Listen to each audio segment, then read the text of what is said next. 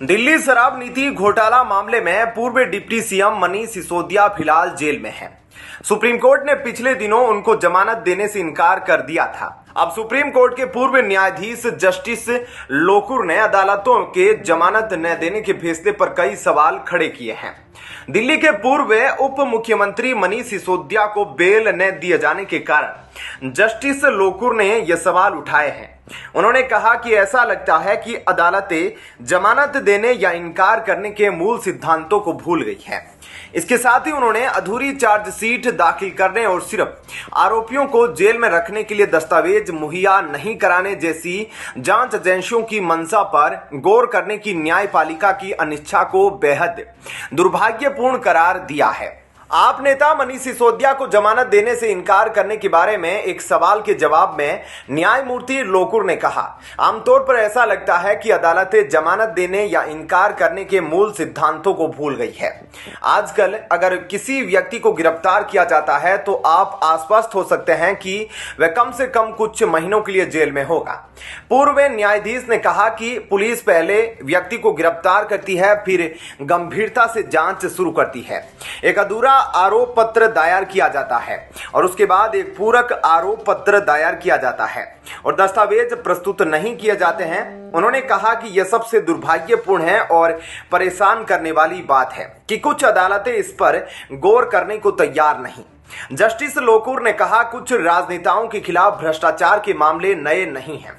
कुछ राजनेताओं के खिलाफ अन्य आपराधिक मामले भी है। सभी मामलों में राजनीति के प्रतिशोध का आरोप लगाना मुश्किल है, लेकिन कुछ मामलों में कुछ सच्चाई हो सकती है।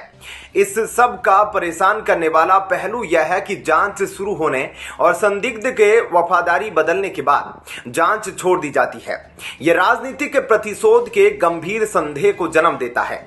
शीर्ष अदालत के पूर्व न्यायाधीश ने एक इंटरव्यू में कहा कि न्यायपालिका को जीवन की वास्तविकताओं के प्रति जागने की जरूरत है, लेकिन नेताओं से जुड़े भ्रष्टाचार के हर मामले में राजनीतिक प्रतिशोध का आरोप लगाना बहुत मुश्किल है। जस्टिस लोकुर से जब पूछा गया कि केंद्र और राज्य सरकार द्वारा जांच एजेंसियों के कथित दुरुपयोग के मुद्दे पर न्यायपालिका को कैसे रुख अपनाना चाहिए, तो उन्होंने कहा कि न्यायपालिका को जीवन की वास्तविकताओं के प्रति जागने की जरूरत है, क्योंकि कानून की किताबें पूरी कहानी नहीं बताती। पूर्व न्यायाधीश ने कहा कि शीर्ष अदालत ने जमानत के मामलों में विवेकाधीन शक्ति के इस्तेमाल के लिए कई फैसलों में बुनियादी सिद्धांतों को अपनाया है। उन्होंने कहा कि समस्या यह है कि कुछ अदालतें इन बुनियादी सिद्धांतों को लागू नहीं करती, जबकि उन्हें पता होता है यह सब। हालांकि सवाल उठता है कि आखिर ऐसा क्यों किया जा रहा है।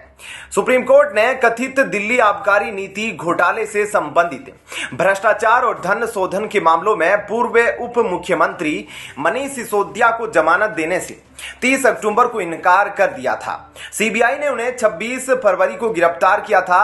हाल ही के सालों में राजनीति के विरोधियों के खिलाफ सरकारी एजेंसियों द्वारा दर्ज कराए गए भ्रष्टाचार के मामलों की बढ़ती संख्या के बारे में कोई शब्द नहीं बोलते हुए न्यायमूर्ति लोकुर ने कहा कि हालांकि इस तरह की चीजें नई नहीं है, लेकिन समस्या संदिग्धों के खिलाफ जांच की दिशा है यदि वे राजनीतिक वफादारी बदलते हैं। ऐसे में क्या कहना है आपका इस खबर पर? धन्यवाद। जय हिंद।